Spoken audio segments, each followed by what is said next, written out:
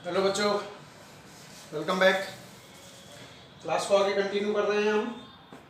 9.3 हो गई थी कंप्लीट। ठीक है, अब नेक्स्ट अगला जो हम समाकलन पढ़ेंगे वो है आंशिक भिन्नों द्वारा समाकलन। तो आंशिक भिन्न द्वारा जो समाकलन है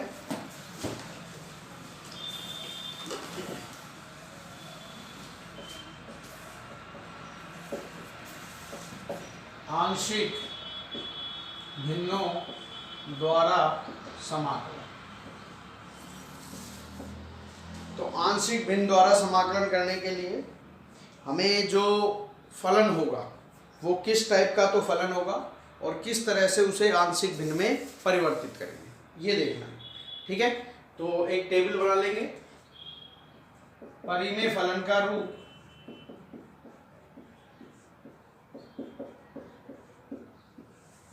और आंशिक भिन्न में वियोजन।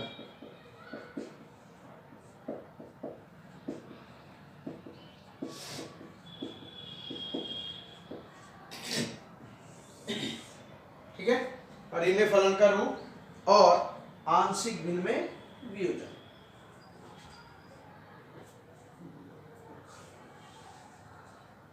तो सबसे पहले जो है नंबर फर्स्ट, जो हमारा परिमेय फलन है वो हो सकता है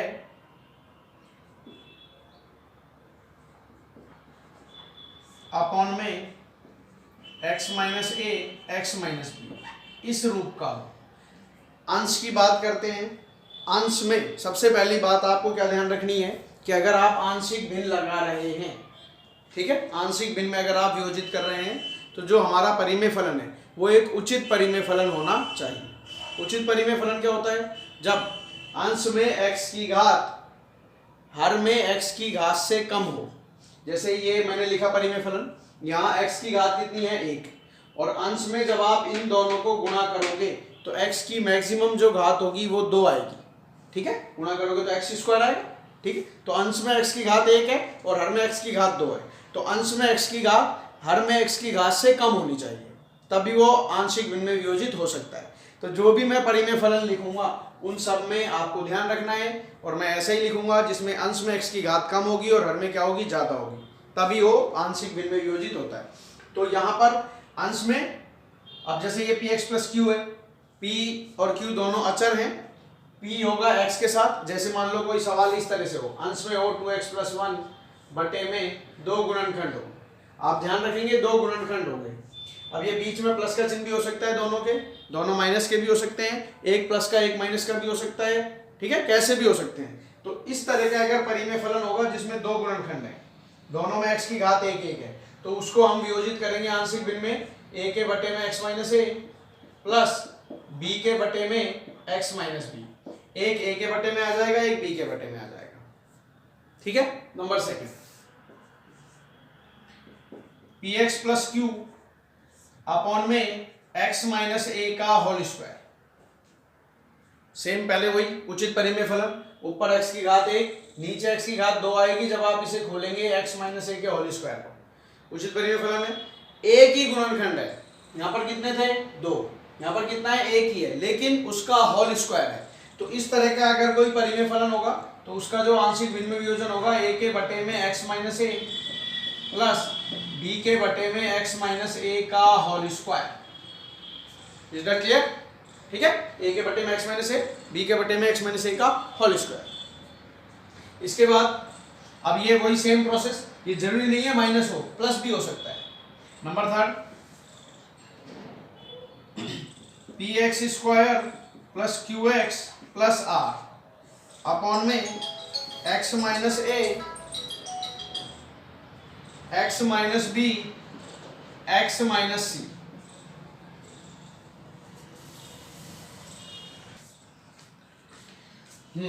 तो पहले अब देखो कितने गुणनखंड है? 3, ऊपर x की घात 2 और नीचे आएगी 3, तीनों का गुणा करोगे तो x क्यूब आएगा।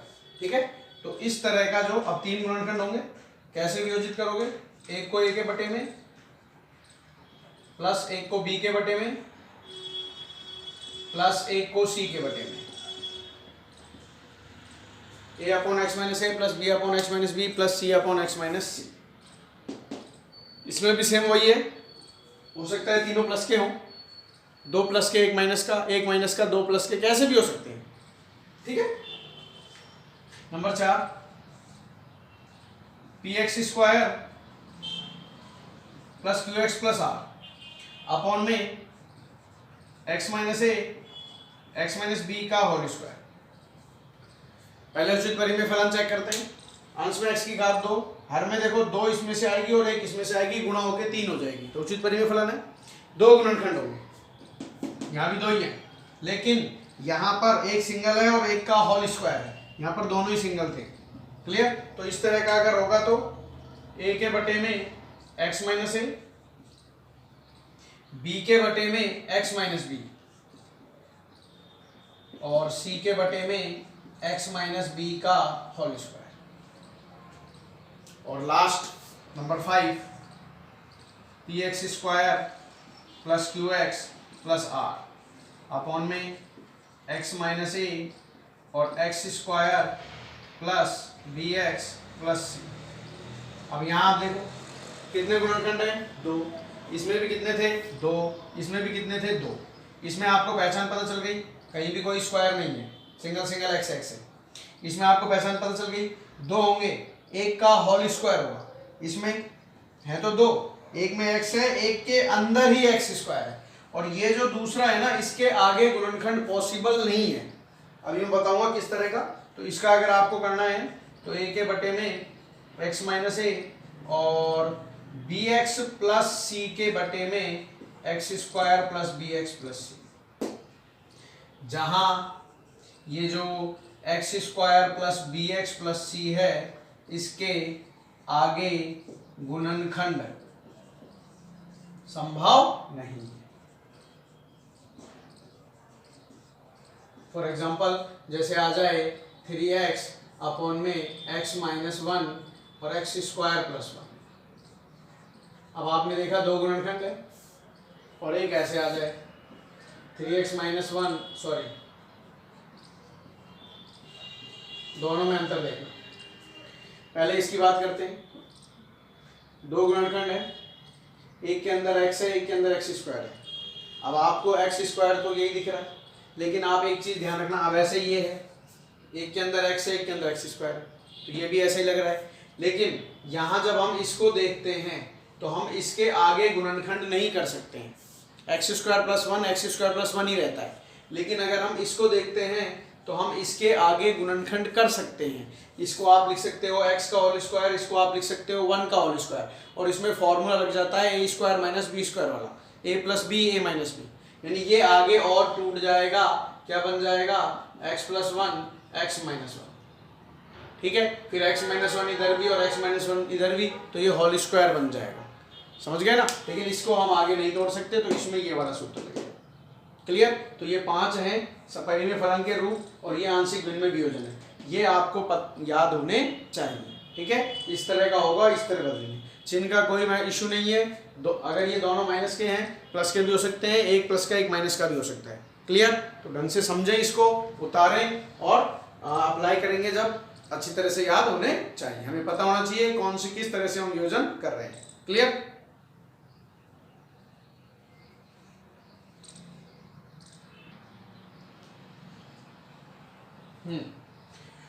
9.4 स्टार्ट करते हैं। पहला क्वेश्चन है 1/16 माइनस 9x स्क्वायर। तो समाकलन करना है। पेपर में ऐसा कुछ लिखा हुआ नहीं आता है कि आंशिक भिन्न से करिए, बस वो तो क्वेश्चन आएगा, आपको समाकलन करना है कैसे हो रहा है। अब ये तो बिना अंश वैसे ही हो रहा है डायरेक्टली। 16 को आप लिख सकते हो 4 का होल स्क्वायर, इसको लिख सकते हो 3x का होल स्क्वायर, लिख सकते हो ना। 3x को मान लो t, differentiation with respect to x, 3x का हो गया 3, t का हो गया dt अपॉन dx, dx बराबर हो गया dt अपॉन 3। मान रख दो, मान रखोगे तो 1 अपॉन ये हो गया 4 का होल स्क्वायर माइनस t का होल स्क्वायर dt अपॉन 3। 1/3 को आपने बाहर किया, 1 अपॉन 4 का होल स्क्वायर माइनस t का होल स्क्वायर dt, सूत्र लगा दोगे 1/x² minus a² dx, sorry a² minus x², पहले अचर आ रहा है। 1/a² माइनस x² क्या होता है? 1/2a log a plus x upon a minus x plus c. a की जगह 4 और x की जगह t रख दोगे और फिर t का मान रख दोगे, ठीक है ना। तो ये तो बिना आंशिक भिन्न कोई काम ही नहीं आया इसमें, आंशिक भिन्न तो। ऐसे ही सेकंड है इसका 1/x² माइनस 36, x² हो जाएगा x का होल स्क्वायर, 36 हो जाएगा 6 का होल स्क्वायर, और 1/x² माइनस a² होगा, सूत्र लगा देना, वो भी डायरेक्ट हो जाएगा, ठीक है। नेक्स्ट, अब हम क्वेश्चन नंबर 3 से देखते हैं।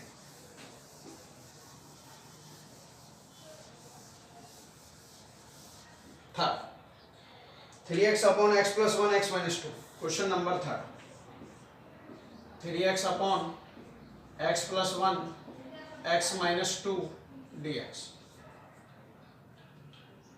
x प्लस 1 x माइनस 2, ठीक है। अब आप देखो, सबसे पहले तो उचित परिमेय फलन है या नहीं। अंश में x की घात 1 है, हर में x की घात 2, उचित परिमेय फलन है, तो आंशिक भिन्न में आप योजित कर सकते हैं। कितने गुणनखंड हैं? 2। तो एक लाइन लिख देंगे, आंशिक भिन्न में वियोजित करने का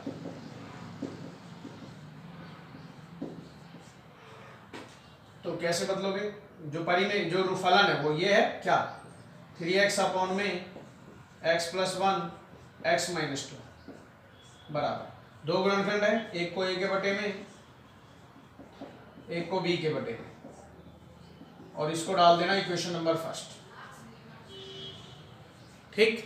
अब आप क्या करोगे, 3x अपॉन में x प्लस 1 x माइनस 2 बराबर एलसीएम ले लो, एलसीएम आ जाएगा x प्लस 1 x माइनस 2, इसका भाग इसमें देंगे, x प्लस 1 से x प्लस 1 कट जाएगा, a के साथ आ जाएगा x माइनस 2 प्लस b के साथ आ जाएगा x प्लस 1, और ये एलसीएम से ये काट देंगे, ठीक।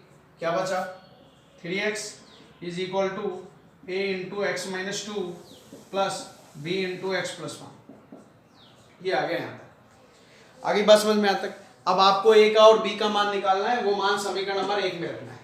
तो a और b का मान अब यहाँ से निकालेंगे। आप कैसे निकालेंगे, एक बार x का ऐसा मान रखो, x का ऐसा मान रख देना जिससे a 0 हो जाए तो b का मान आ जाएगा। एक बार b का मान रखे, x का ऐसा मान रखेंगे जिससे b 0 हो जाएगा, a का मान आ जाएगा, ठीक है। यानी x बराबर क्या रखूं मैं कि a हट जाए यहाँ से, तो हम क्या कर रहे हैं, x बराबर 2 रख रहा हूं मैं, 2 रखोगे, जहां जहां x आ रहा है वहां 2 रख देना, तो ये हो जाएगा 3x की जगह 2 बराबर a, x के लिए 2 रखोगे, 2 में से 2 घटा देना, प्लस b, x की जगह 2 रखोगे तो 2 प्लस 1 3, ये हो गया 6 बराबर ये हो गया 0 प्लस 3b, और b का मान आ जाएगा 2। ये तो a का b का मान आ गया। आपने क्या रखा था 2, a 0 हो गया।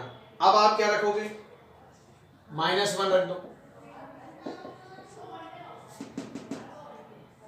3 इंटू -1 बराबर a, x की जगह क्या रखना है -1, तो -1 और -2 प्लस b, ये हो जाएगा 0, -1 और +1 0, ये हो गया -3 बराबर -3a, माइनस से माइनस कट गया, a का मान आ जाएगा 1। तो आपने a और b दोनों के मान निकाल लिए, ये मान समीकरण 1 में रख दो, समीकरण 1 में मान रखने पर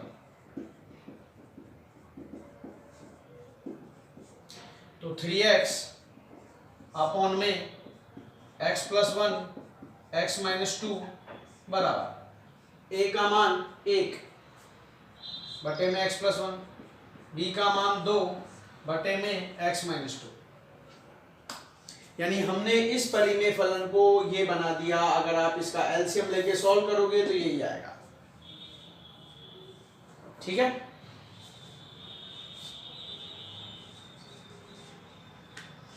अब आप क्या करोगे, यहां आपको क्वेश्चन बनाना है जो आपको दिया हुआ था, तो बिल्कुल यही का यही तो है, बस क्या नहीं है, समाकलन नहीं है, तो दोनों तरफ समाकलन ले लो, दोनों तरफ समाकलन dx लेने तो ये हो जाएगा समाकलन 3x अपॉन में x plus 1 x minus 2 dx। तो ये तो सवाल बन गया आपका।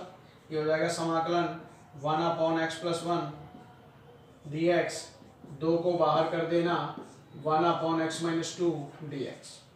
अब आप समाकलन कर दो।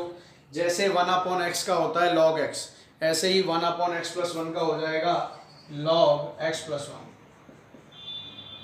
फिर प्लस 2 1 अपॉन एक्स माइनस 2 का log x माइनस 2 बटे में x का गुणांक आएगा, ये ध्यान रखना। लेकिन x का गुणांक दोनों में ही एक है तो उसको लिखने की जरूरत नहीं है। आगे और सोल्व कर सकते हैं हम। log x प्लस 1 प्लस इसमें सूत्र लगा देना n log m वाला, log m की घात n, और इसमें फिर सूत्र लग रहा है log m plus log n वाला, log m plus log n, log m into n। तो ये आ जाएगा log m into n plus में c। फॉर्मूला कौन कौन सा है? एक तो n log m और एक log m plus log n।